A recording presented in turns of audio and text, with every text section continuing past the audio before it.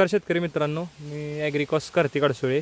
आज या ठिकाणी देवाजी आपल्या डॉक्टर ॲग्रीवाले फार्म्सचे मॅनेजर. तर देवाजी या प्लॉटची आपण लागण किती तारखेला केलेली होती? 8 फेब्रुवारी. 8 फेब्रुवारी. आज किती दिवस झाले या प्लॉटला? आज ह्याला 8 महिने झाले होते. 8 महिन्यामध्ये ऊस किती वाढायला पाहिजे?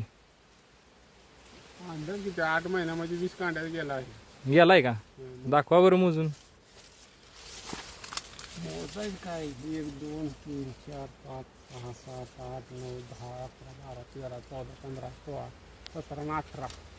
आणि खालच्या कालच्या 2 म्हणजे सरासरी किती कांड्या ऊस आहे आपला?